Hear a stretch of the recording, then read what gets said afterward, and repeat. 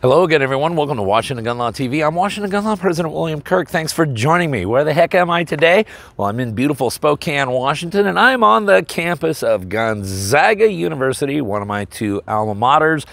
Go Zags. Hey, we're going to talk about a new trend in civilian disarmament, and it goes along with the other trend of allowing criminals to get out of jail basically for nothing, depolicing your community and making sure that you cannot defend yourself appropriately. It would be almost like if they wanted you to die.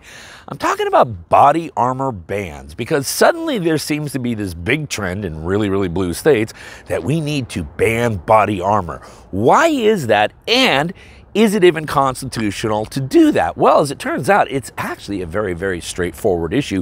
We're going to geek out on it today. We're going to get you educated. So today, from the beautiful campus of Gonzaga University, let's spend a couple minutes and let's talk about the very simple argument against body armor bans.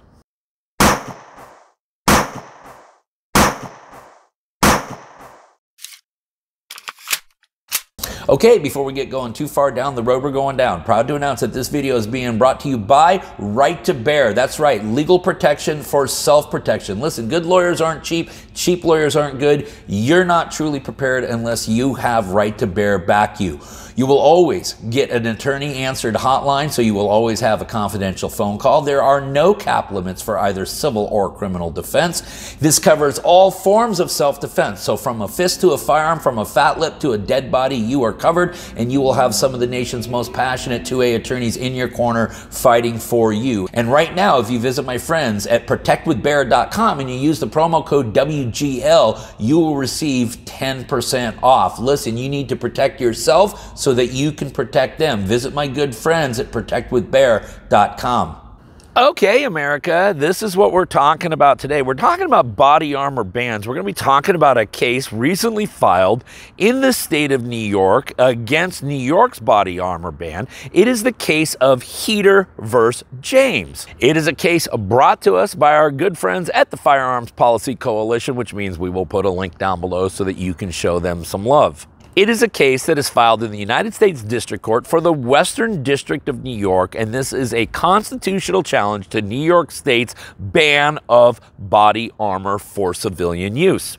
Now, as we know, after the Bruin opinion came out, no state had a bigger conniption fit than the state of New York. And part of their Concealed Carry Improvement Act, to make communities safer, was to make sure that civilians could not protect themselves. As the plaintiffs point out in their complaint, as part of its illogical regulatory scheme, New York bans the purchase of body armor, which the state broadly defines as any product that is a personal protective body covering intended to protect against gunfire, regardless of whether such product is to be worn alone or is sold as a complement to another product or garment. And oh, by the way, if you attempt to purchase body armor in New York or actually possess it, yeah, that's a Class E felony according to this law. So I know the question that you're going to be asking yourselves is, okay, but does the Second Amendment even protect body armor? Well, shockingly, that issue has already been addressed by the highest court in the land. In fact, shockingly, it was addressed in the Heller opinion. And the answer, unequivocally, without a doubt, is the Second Amendment does in fact protect body armor, as the court found. Before addressing the verbs keep and bear, we interpret their object, arms. The 18th century meaning is no different from the meaning today. The 1773 edition of Samuel Johnson's dictionary defined arms as weapons of offense or armor of defense. Timothy Cunningham's important 1771 legal dictionary defined arms as anything that a man wears for his defense or takes into his hands or useth in wrath to cast at or strike another. So yes, the Second Amendment absolutely, positively, and without a doubt covers body armor. But then let us also remember that the right to self-defense is a basic human right, which has been reaffirmed in the case of McDonald versus City of Chicago. Self-defense is a basic right recognized by many legal systems from ancient times to the present day.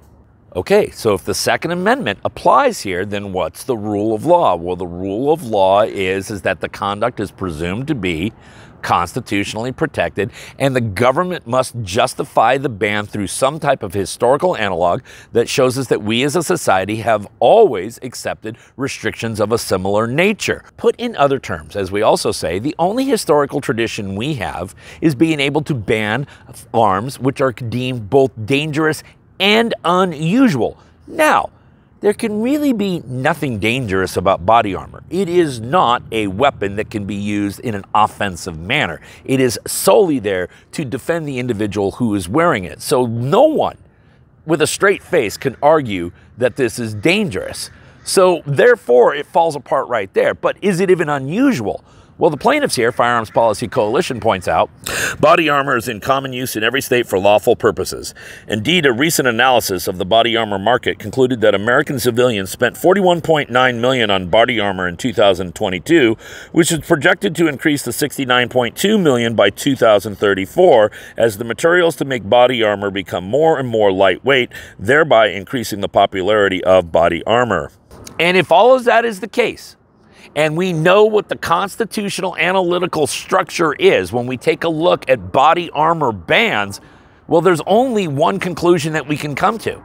New York's body armor ban is therefore a ban on acquiring and keeping arms that are commonly possessed and used for lawful purposes, including self-defense in public and at home. Okay, so in this lawsuit, what the Firearms Policy Coalition is asking for is the court to find injunctive relief and then declaratory judgment that New York's ban on body armor is on its face unconstitutional and enjoin enforcement of the law. They're citing to 42 United States Code Section 1983, a statute that we have geeked out many a times here on this channel. But the point I'm trying to make is one must really ask a question is what's going on in these states? They have turned the criminal justice system into a revolving door. They have basically no bail in some of these jurisdictions. They have these progressive prosecutors who are not willing to prosecute crimes. They then turn around and they defund the police department, and at the same time, they're trying to disarm you, the lawful and responsible gun-owning American. One would think that they're almost actually trying to kill you.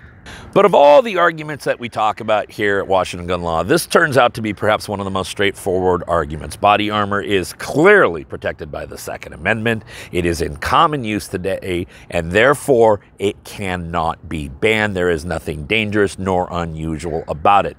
The case, once again, is Heater versus James. We're going to go ahead and link it up down below so that you can geek out on the complaint for yourself. Remember, there's a link down there for the Firearms Policy Coalition, so if you want to show them some love, you'll have the ability to do so. Hey, maybe you got questions about this or something else related to what's left of our Second Amendment rights. If you guys do, you should know how to get a hold of Washington Gun Law by now. If you don't, that's okay. That information is down there in the description box. Maybe you got an idea for a video that we should be doing here. If you do, go ahead and click on that link right there. Some of the best ideas we ever had, candidly, weren't our ideas to begin with. And then finally, and most importantly, let's everyone remember that part of being the lawful and responsible gun owner, like we talk about all the time here, is to know what the law is in every situation, how it applies to you in any instance that you may find yourself. From the beautiful campus of Gonzaga University, thanks for watching. Stay safe.